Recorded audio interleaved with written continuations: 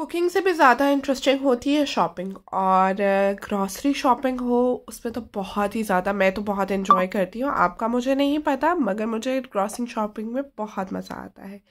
तो जैसे ही month and होता है तो सबसे पहले मेरी कोशिश होती है कि मैं अपनी ग्रॉसरी शॉपिंग कर लूँ, क्योंकि जब आपकी ग्रॉसरी शॉपिंग बिल्कुल प्रॉपर तरीके से हुई होती है तो आप अपनी चीज़ों को बहुत अच्छे तरीके से बना लेते हैं। तो आज मैं आपके साथ शेयर करूँगी अपनी रमज़ान और ईद की ग्रॉसरी शॉपिंग, क्योंकि रमज़ान में मुझे दावत करनी थी और दावत से रिलेटेड भी मुझे चीज़ें लेनी थी, और इसके अलावा जैसा कि ईद आ रही है तो ईद से रिलेटेड भी चीज़ें लेनी थी। ग्रॉसरी शॉपिंग क्योंकि ईद जो है वो रमज़ान मंथ के मिड में आ रही है, तो ये दोनों शॉपिंग्स जो हैं इकट्ठी ही होंगी। आज मैं आपके साथ शेयर करूंगी कि किस तरह कोई दावत करनी हो तो हम लोग किस तरह चीज़ें इकट्ठी करते हैं, कहाँ कहाँ से मैं चीज़ें लेती हूँ और क्या क्या लेती हूँ, कौन सी ऐसी चीज़ें हैं जो मैं इस्तेमाल करती हूँ और क्या क्या चीज़ें कहाँ से लेकर आती हूँ। सारी की सारी डिटेल आपके साथ शेयर करूँगी। और कोशिश मेरी यही होती है कि हम इसराइली चीज़ों को बायकॉट करें और पाकिस्तानी चीज़ें ख़रीदें। आज मैं आपको दिखाऊंगी कि मैं फ्रूट्स कहाँ से लेती हूँ, सब्ज़ी कहाँ से लेती हूँ और कहाँ से ये सारी चीज़ें इकट्ठी करती हूँ। तो ये मैंने रमज़ान के लिए इफ्तारी दावत प्लान की हुई थी, उसके लिए मुझे चीज़ें वगैरह ख़रीदनी थी। तो सबसे पहले हम लोगों ने ग्रॉसरी शॉपिंग की। ग्रॉसरी में मोस्टली 2-3 स्टोर से करती हूँ, जिनमें से मेरा जो 2-3 स्टोर है इनमें अल्फता है, इसके अलावा पंजाब कैश एंड कैरी है और एक आध और स्टोर है। ये मैं पंजाब कैश एंड कैरी से कर रही थी। यहाँ से चीज़ें आपको काफ़ी बेहतर मिल जाती हैं और एक ही जगह से काफ़ी अच्छी चीज़ें मिल जाती हैं। प्राइसेस भी ठीक होती है और क्वालिटी भी चीज़ की बहुत अच्छी होती है। जो चीज़ें वगैरह थी वो बेसिक थी, जिसमें आपको नज़र आ रहा होगा बेसिक ग्रॉसरी शॉपिंग थी। बच्चे हमारे साथ गए हुए थे और ये यहाँ पे बासत अंडे लेकर आ रहे हैं, क्योंकि ज़ाहिरी सी बात है बच्चे भी घर पे हैं और सहरी वगैरह भी होती है, तो अंडे तो इतने इस्तेमाल हो जाते हैं हमारे घर में।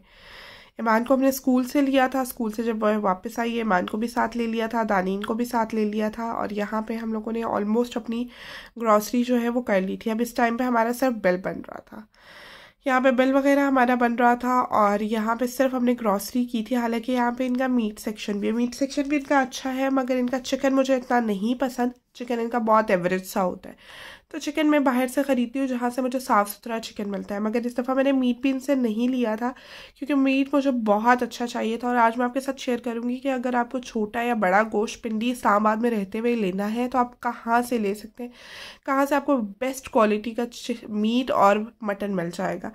बहुत अच्छी क्वालिटी का होता है, इतना अच्छा होता है कि आप लोग अगर एक दफ़ा लेंगे तो आपको अंदाज़ा होगा कि पकाने में भी आप लोगों को बहुत मज़ा आएगा। ये मैदानी ईमान बहुत ज़्यादा इंजॉय कर रहे थे और बहुत खुश हो रहे थे, क्योंकि जब भी ग्रॉसरी शॉपिंग करने आते हैं तो बच्चों को होता है हमें ये लेना है, हमें ये लेना है। यहाँ पे ये बिल्कुल फुल मूड में थे और रश इतना ज़्यादा लगा हुआ था। 29 को मैंने आई थिंक ये वाली ग्रॉसरी की थी और 2-3 दिन मैंने प्लान करके ये इफ्तारी दावत की थी। तो आपके साथ भी टिप्स एंड ट्रिक्स शेयर करूँगी कि किस तरह मैंने ये प्लान की थी दावत और क्या क्या चीज़ें मैंने इसके मेन्यू में ऐड की थी और मेन्यू मैंने किस हिसाब से बनाया था। ये इफ्तारी दावत मैंने थोड़ी सी ग्रैंड की थी, 3-4 फैमिलीज़ को बुलाकर की थी, ताकि एक ही दफ़ा दावत हो जाए और अच्छे तरीके से दावत हो जाए। क्योंकि इतनी सारी चीज़ें आप बना लेते हैं और उसके बाद वो चीज़ें खाई नहीं जाती हैं, क्योंकि जब आप दावत कर रहे हो तो चीज़ें ज़्यादा बना लेते हैं। तो आप लोग एक ही दफ़ा एक ग्रैंड दावत करें, ताकि आप लोग भी एक ही दफ़ा इस चीज़ से फारिग हो और एक अच्छी सी आपकी दावत हो जाए। यहाँ से शॉपिंग कंप्लीट की तो मैं चली गई नेक्स्ट स्टोर पे। वहाँ से मुझे डायपर्स लेने थे जो पंजाब से नहीं मिले और शैम्पूस वगैरह, वो सारी चीज़ें यहाँ से ली और यहाँ से बिल करवाने के बाद ये सारा सामान घर पे जाकर रख दिया। ये नेक्स्ट डे की वीडियो है और मैं जा रही हूँ कुछ सामान लेने के लिए। कल जैसा कि आप लोगों ने देखा कि मैंने ग्रॉसरी तो कर ली थी, मगर कुछ ऐसी चीज़ें हैं जो कि मिसिंग है। मैंने रात को बैठ के सारा मेन्यू बनाया है सहरी के बाद और बासित सो गए थे, मगर मैं कुछ चीज़ों को डिसाइड कर रही थी कि क्या क्या चीज़ें ऐसी हैं जो मुझे चाहिए होंगी। और मुझे राजा बाज़ार जाना था, राजा बाज़ार में काफ़ी रश होता है। तो अभी सुबह के 6:30-7 हो रहे हैं और इस टाइम मैं निकलूँगी राजा बाज़ार के लिए। वहाँ से जो जो सामान चाहिए होगा वो ले लूँगी और इस तरह मेरा काम भी जल्दी हो जाएगा और दूसरा बासित को भी गाड़ी चाहिए दिन में, तो उनका भी काम हो जाएगा। तो चलते हैं राजा बाज़ार और लेते हैं जो जो सामान चाहिए होगा। सबसे पहले मैं पहुंची केके फूड्स पे। केके फूड्स राजा बाज़ार के अंदर है, जहाँ पे आपको ड्राई फ्रूट भी बहुत अच्छा मिल जाता है और सबसे अच्छी इनकी खजूरें होती है। मैं खजूरें वगैरह यहीं से लेती हूँ और खजूरें अब ख़त्म हो चुकी थी तो मुझे दोबारा से लेनी थी। प्राइस इनकी बहुत रिजनेबल है, बहुत अच्छी क्वालिटी में आपको खजूर मिल जाती है। मैं यहाँ से ईरानी खजूर लेती हूँ जिसे मज़ाफ़ाती डेट्स भी बोलते हैं, और मार्केट में ये आपको 500 का बॉक्स मिलता है जिसके अंदर हाफ केजी भी नहीं होती। तो यहाँ पे आपको 550 की केजी मिल जाती है और बहुत अच्छी क्वालिटी की खजूर होती है। यहाँ पर आपको मबरूम खजूर मिल जाती है, अजवा खजूर मिल जाती है, सारी खजूरें मिल जाती है। ये कॉटन था इनका 5 केजी वाला, और इसमें से मैंने अपनी खजूरें पैक करवाई थी, और यहाँ से जो जो चीज़ें चाहिए होती हैं वो मिल जाती हैं। और यहाँ पर इनकी जो पत्ती होती है वो भी बहुत अच्छी होती है। अगर आप लोगों में से किसी को अच्छी क्वालिटी की खजूर चाहिए तो के फूड्स है राजा बाज़ार के अंदर, उनकी बहुत अच्छी खजूर है। ये अब्दुल्ला ट्रेडर्स के बिल्कुल पास करके है, और अगर आप लोग कभी विज़िट करेंगे यहाँ पे तो आपको अंदाज़ा होगा कि इनकी क्वालिटी बहुत अच्छी है और रेट्स बहुत ज़्यादा मुनासिब है। तो यहाँ से हमने खजूरें वगैरह ख़रीदी और उसके बाद चले गए सब्ज़ी मंडी। सब्ज़ी मंडी से सबसे पहले मैंने वो सारी चीज़ें ली जो मुझे ज़रूरी चाहिए थी। रात को बैठ के मैंने अपना मेन्यू डिसाइड कर लिया था, और मेन्यू डिसाइड करने के बाद मैंने लिस्ट बना ली थी कि मेरे पास कौन कौन सी चीज़ें नहीं हैं। तो रात को मैं सोई नहीं थी। सहरी करने के बाद तो मैं मार्केट आ गई थी, और सुबह सुबह राजा बाज़ार आने का फ़ायदा ये होता है कि आप जल्दी और फ्रेश चीज़ें ले लेते हो और रश में भी नहीं फंसते हो। तो यहाँ पे जो जो मुझे सब्ज़ी मंडी में से चीज़ें चाहिए थी वो सारी की सारी मैंने ख़रीद ली थी। और सब्ज़ी मंडी जाने का सबसे ज़्यादा फ़ायदा आपको ये होता है कि आपको अपनी पसंद की चीज़ मिल जाती है और हर तरह की चीज़ मिल जाती है, और सबसे बड़ी बात है वो फ्रेश होती है और क्वालिटी में बहुत अच्छी होती है। अगर आप दिन के टाइम आते हैं तो उस टाइम में सब बहुत सारी चीज़ें ऐसी होती है जो सेल हो चुकी होती है, तो आपको उस तरह की चीज़ नहीं मिलती। मेरी कोशिश ये होती है कि सुबह अगर आप आ रहे हो तो 7 साढ़े 7 बजे आप मंडी में पहुंच जाओ।